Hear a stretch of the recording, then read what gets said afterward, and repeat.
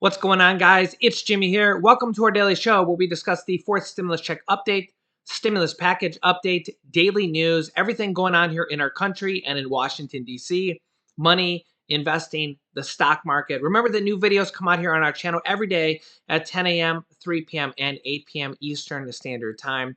If you haven't subscribed yet, make sure to subscribe down below so you don't miss out on new videos. And if you find these videos helpful, don't forget to hit the like button for us down below. We got a lot going on here, so let's jump right in. We got a lot going on with the new stimulus package, a lot of changes going on here as they're going to add new things into the stimulus package and going on here in our country.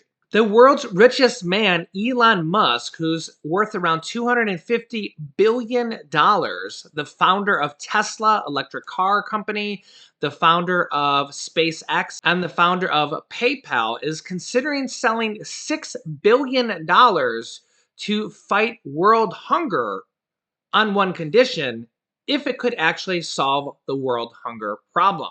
As you can see here, he's vowing to sell Tesla stock or Tesla shares if the United Nations can explain how that would actually solve the world hunger problem. David Beasley, director of the UN World Food Program, says, quote, "The world needs to wake up. We've got a global humanitarian crisis on our hands that is spiraling out of control. 42 million people in 43 countries face famine now. All we need is $6.6 billion, just 0.36% of the top 400 US billionaires' net worth increase last year. Is that too much to ask?" So he says that just $6.6 billion is all that is needed to potentially solve world hunger. That would only be 2% of Elon Musk's net worth. But yet, in 2020, the UN World Food Program raised $8.4 billion.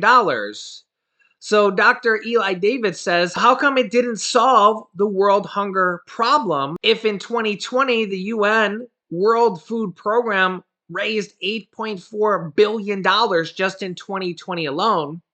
And yet they say they only need $6 billion to solve the world hunger. Does kind of raise some questions. Elon Musk responded back, says if the World Food Program if the WFP can describe on Twitter thread exactly how $6 billion can solve world hunger, I will sell Tesla stock right now and do it. He says, but it must be open source accounting so the public can see precisely how the money is spent. David Beasley responded, I can assure you that we have the systems in place for transparency and open source accounting.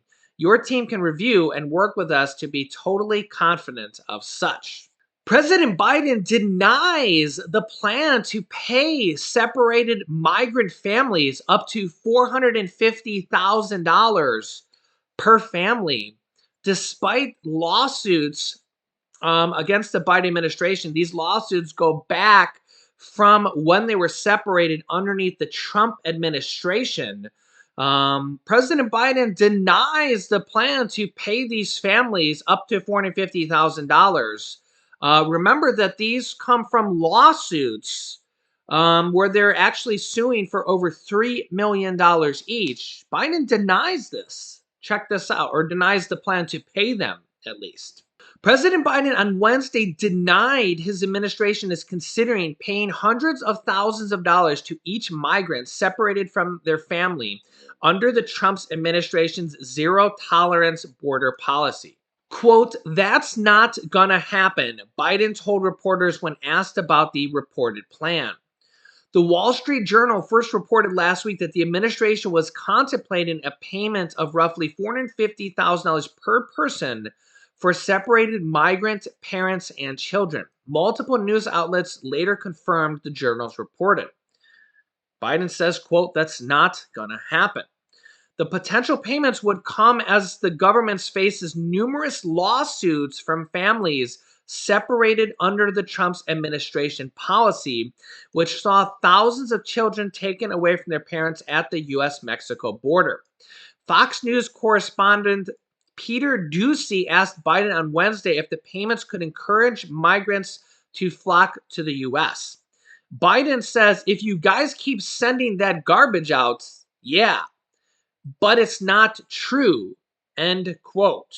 The American Civil Liberties Union, the ACLU, in a statement argued that Biden would be turning his back on a core campaign promise to provide a measure of justice for those separated under the Trump policy, saying, quote, President Biden may not have been fully briefed about the actions of his very own Justice Department as it carefully deliberated and considered the crimes committed against thousands of families separated from their children as an intentional government policy.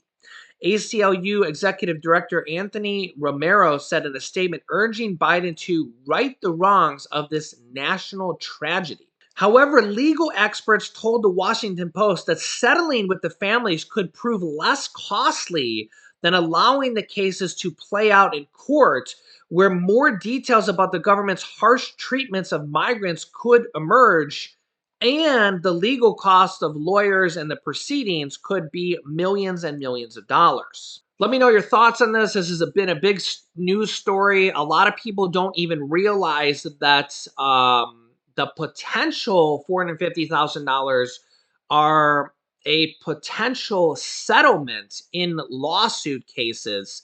The um, the migrants are suing the government from the past Trump administration when they were separated.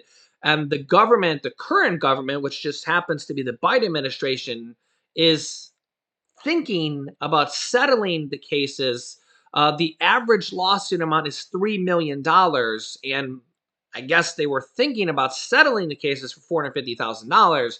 As you just read there on the screen with me, that if they don't settle it, it actually could cost more than $450,000. Of course, they could actually get away with winning the case and paying nothing.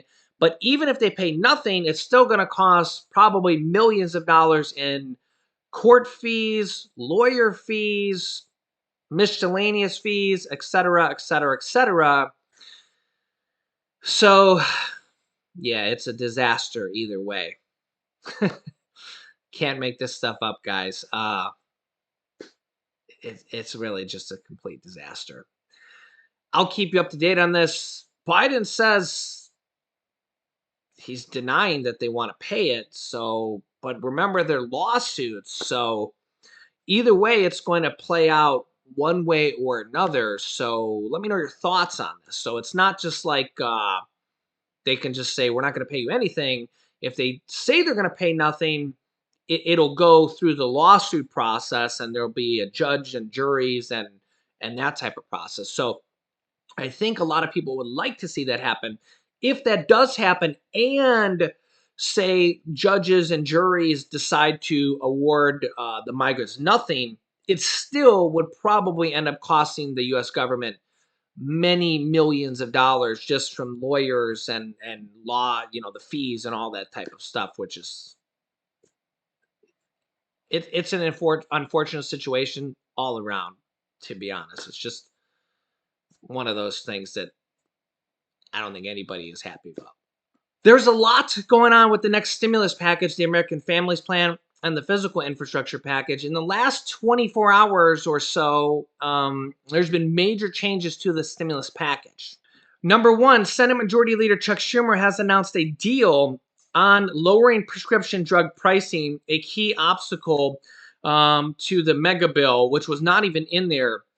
It's going to significantly lower the cost on prescription drug pricing. The one specific thing he mentioned was that the cost of insulin would go from $600 to $35, a drastic reduction. And it's going to lower the cost of prescription drug pricing for tens of millions of people. Just 24 hours ago, that was not in the bill. Today, House Speaker Nancy Pelosi announced that the paid family and medical leave will be put back into the bill as well. And apparently, Joe Manchin wasn't even aware of this. Here's kind of what happened when Senator Joe Manchin was made aware of this. Check this out. NBC's Ali Vitale on the Hill just spent some time peppering the senator there with questions. And let's start with what Senator Manchin told you about paid leave and whether that was going to be a deal breaker. It seemed as if he was hearing it from you for the first time, that it was going back in the bill.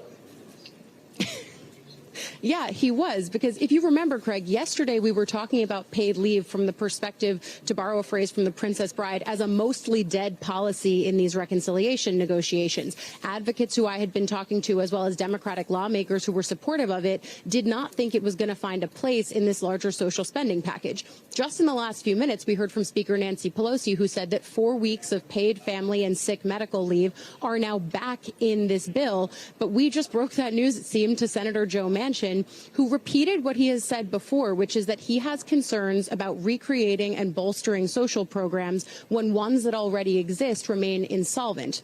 Specifically with this, though, he also seems to have another objection of putting it in the reconciliation bill, period. He said just now that he has spoken to people like Republican Senator Susan Collins about doing something bipartisan on this issue. Certainly, there are Democrats who would want to do that. But at the same time, many of them say that now is the time to do something on paid leave and that they want to see it in this larger social spending package. So right now, there is a disagreement in terms of what's in this bill. If you talk to House Democrats, they've got paid leave in theirs. And if you talk to people like Senator Joe Manchin, who is a key voice on this and who they need in order to actually keep it in, he's not for it, at least at this point. What he continued to reiterate there was that he wants to take the time to do this right. While some Democrats think that they should have voted on both of these bills already, Manchin is someone who has long said that he wants Democrats in the House to vote on the bipartisan infrastructure bill and that he's not in any rush to move forward on this larger social spending package because of reasons that he mentioned just now that our viewers may have heard.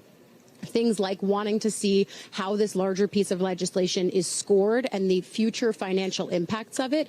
And he also wants to see more time spent as they do things like overhaul parts of the tax code. Those are Manchin's concerns. They remain consistent. But at the same time, there is a big motivation here among Democrats to finally get this done. And in the House, it does seem, and we heard this from Speaker Nancy Pelosi today against the backdrop of both the election results this morning, but then also against the backdrop of these changing pieces of policy, they're forging ahead in the House. The Rules Committee is going to meet. They're going to have new text to consider that includes things like paid leave, but also the prescription drug pricing deal that they came to yesterday in the Senate. Those things are now headed to the Rules Committee in the House so that they can forge ahead on this because, again, it's got to be through the Rules Committee in order to make it to the full House floor. Pelosi clearly still on that path, but there are clear disagreements here that have to be resolved. Ali, really quickly here, what did the senator from West Virginia have to say about what happened in New Jersey and Virginia with regards to the election?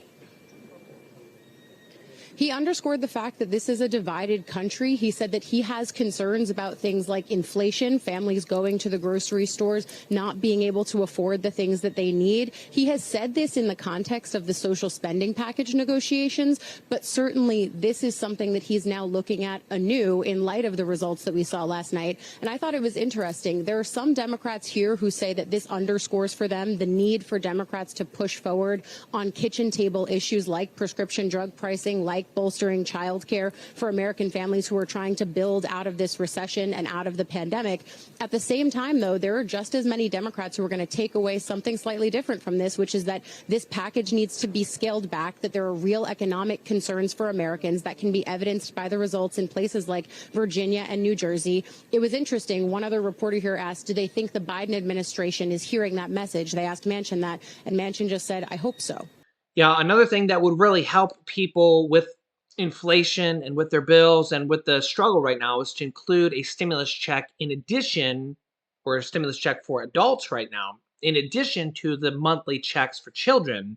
And we have a lot of groups pushing to have a $1,400 check added for adults right now. So remember, email, call, tweet your representatives, Bernie Sanders, Joe Manchin, Chuck Schumer, email them, tweet them, call them and say, hey, we need a $1,400 stimulus check in there for adults, in addition to the monthly checks called the child tax credits that are in the package right now.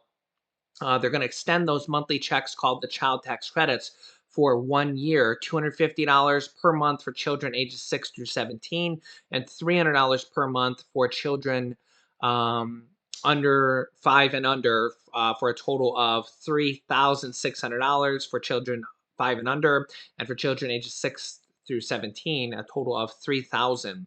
So those are going to be extended for 1 more year. And there's a lot of other saving measures like the prescription drug pricing measure that was literally just added in yesterday. The paid family and medical leave, where if you go to have a baby or if you have an illness, like you catch the virus, or if you have to care for somebody that has the virus, that was just added in today. They will pay for up to 4 weeks of your job or percentage of your job depending on how much money you make. The government will literally pay for a portion of your salary. So that was not even in the package as of yesterday.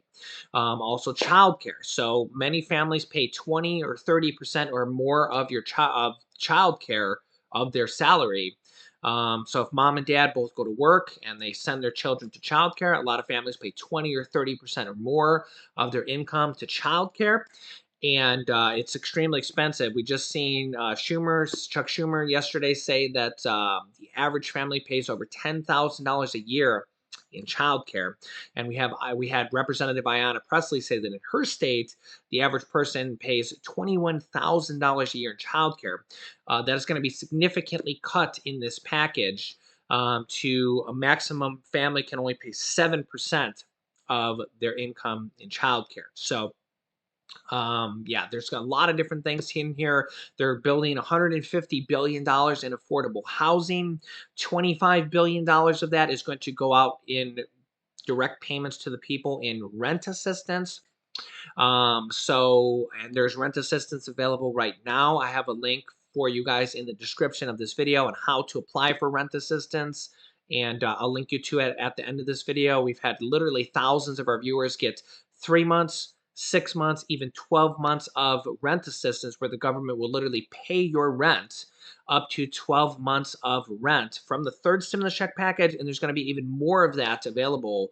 So if you've gotten it in the past, you can get it again. If you haven't applied yet, you probably want to apply if you're low income, or if you've been on unemployment, or if you're behind on rent. Each state has a little bit different qualifications, but you can literally get up to 12 months of your rent paid, and all 50 states have it available right now. It takes about an hour to apply.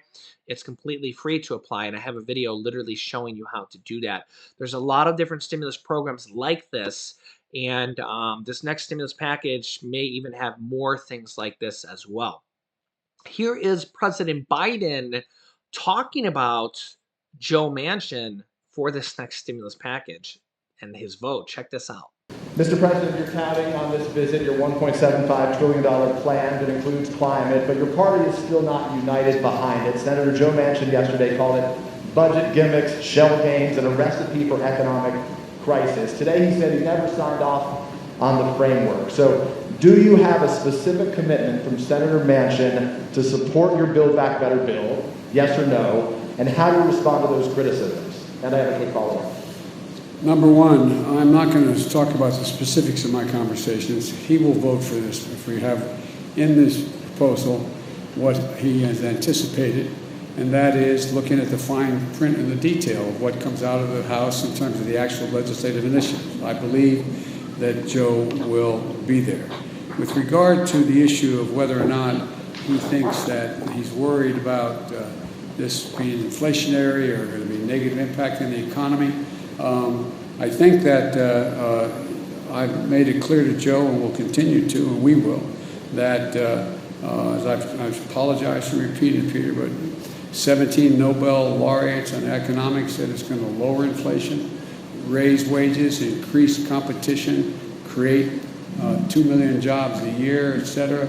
And so I think that I understand that Joe is looking for the precise detail to make sure nothing got slipped in terms of the way in which the legislation got written that is different than he acknowledged he would agree to. But I think we'll get this done. So the president says that Joe Manchin will vote yes for this package. He thinks he's going to vote yes for this package, and all he wants to do is make sure that the package is everything it's supposed to be.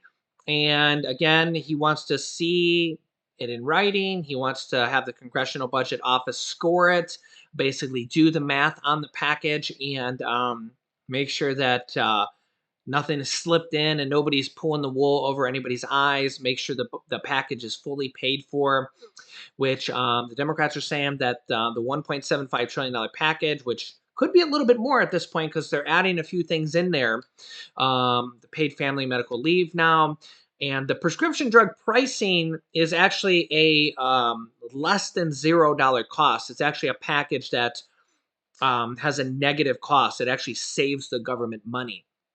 So that package, instead of costing money, it actually has a negative cost. It actually would save the government hundreds of billions of dollars. So because the government buys prescriptions through the Medicare and Medicaid program, so it actually would cost like negative hundreds of billions of dollars. So they could actually theoretically remove some of the other tax hikes.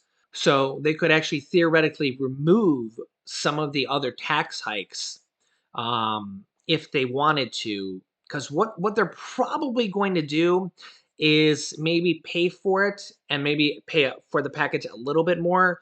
But my guess is they're not going to want to pay for the package overly too much at the end of the day. So when all is said and done, they'll probably pay for the package and then pay for it maybe a little bit more, something like that. But they're probably not going to want to pay for the package way too much. They'll probably maybe take out some things at the end of the day and save it for the next stimulus package. Remember, this package is basically a half package. They're just agreeing on everything that they can agree on now. And President Biden has confirmed that there will be another stimulus package right after this one. So, because remember that this package was supposed to be 3.5 trillion, and it's now just 1.75 trillion, which is exactly half, or it's going to be somewhere around there, right? And so they're going to pass this 1.75 trillion. Then they're going to pass the physical infrastructure package, and then they're going to come back around for the other 1.75 trillion and start on that right after. So, and that makes sense. Like, hey, let's just pass what we can agree on right now, get that done, get that out the door, get everything out the door that we can right now. And then we'll come back around afterwards and start working on the next package. So at least we get this half out the door right now and make sure the child tax credits don't stop on December 15th because that's when the last payment would stop if they don't pass the package before then, which is literally next month. And we got to raise the debt limit by December 3rd and the government shutdown by December 3rd. So we have to do all that stuff here. So it kind of makes sense. Just pass what we can agree on right now. Then we'll come back for a round for the second half and add in all sorts of other stuff like in that package, maybe a big Social Security raise. They just announced two big bill proposals to raise Social Security benefits by a large amount, in addition to the 5.9% cost of living adjustment for Social Security. This would be in addition to that, raise the Social Security benefits by several $100s per month. I just did a big video on that. You can watch on that, and possibly a monthly stimulus check for adults. Maybe something similar to the child tax credit that has monthly checks for children. Maybe doing something like that for low income adults or something as well. So I'll keep you up to date here on everything. But there will be another stimulus package for the other half of that after this package. So I'll keep you up to date on everything. Make sure to subscribe down below. It's completely free to do so you don't miss out on new videos. After subscribing, you can click the bell icon to get notifications and click it to all notifications to get reminder notifications when we go live with new videos, which is every day at 10 a.m., 3 p.m., and 8 p.m. Eastern Standard Time. You can click this top video here to watch my newest stimulus check video next. This bottom video is how to get rent assistance up to 12 months of your rent paid. And this video is that video about two new Social Security proposals to raise Social Security benefits by a significant amount per month. So click on one of those videos next. Thanks, guys, and I will see you in the next video.